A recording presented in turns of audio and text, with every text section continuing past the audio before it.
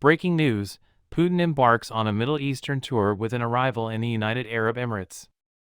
Putin will subsequently visit Saudi Arabia, where he will meet with Crown Prince Mohammed bin Salman Al Saud, according to Moscow. The highly anticipated visit of Russian President Vladimir Putin to Abu Dhabi began on Wednesday. He is currently meeting with Sheikh Mohammed bin Zayed Al Nahyan, the president of the United Arab Emirates. The president's respective delegations will meet initially, and then the two leaders will have one-on-one talks, according to Russian state media TASS, which cited Russian presidential aide Yuri Ushakov. Putin will reportedly meet with Crown Prince Mohammed bin Salman Al Saud in Saudi Arabia, after which, according to Moscow reports. In 2019, Putin paid visits to Saudi Arabia and the United Arab Emirates. In contrast to Western nations, Gulf states have maintained a more moderate stance on the conflict in Ukraine. Many Gulf nations have tried to maintain cordial relations with Russia, in contrast to the West's unwavering support for Ukraine following Russia's invasion in 2022. Iranian drones have also been purchased by Russia, along with supporting the Syrian regime in Damascus. Russia maintains tight relations with Turkey.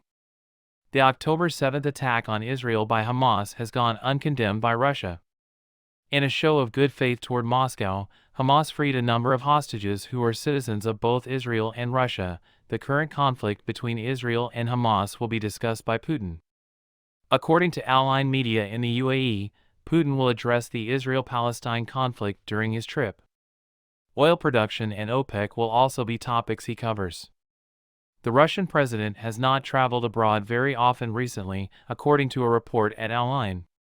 His trips have mostly been to countries that were once part of the Soviet Union. Last October, he visited China, the only country outside of this group.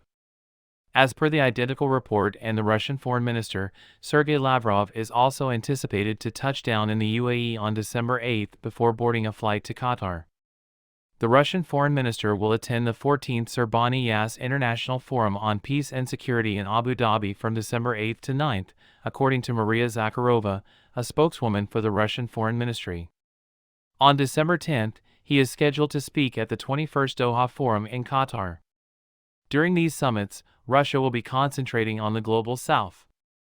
Throughout its conflict in Ukraine, Russia has depended on assistance from nations outside of the West.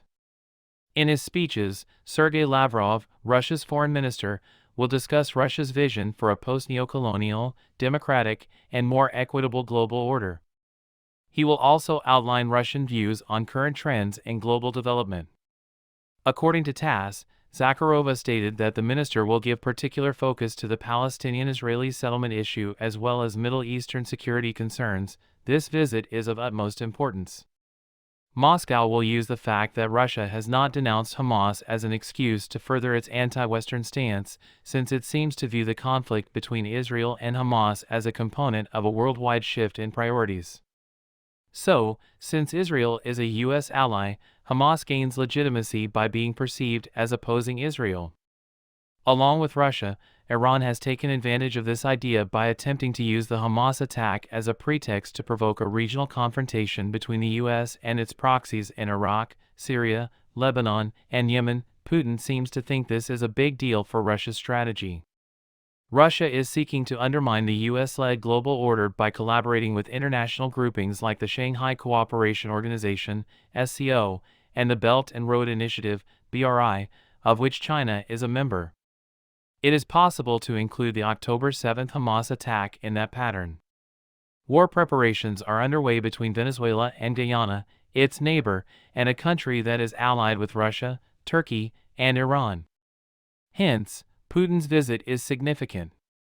Following the Abraham Accords, Israel and the UAE established diplomatic ties. Numerous articles discuss the prospect of normalization between Israel and Saudi Arabia prior to October 7. There are a lot of unknowns in the Middle East right now.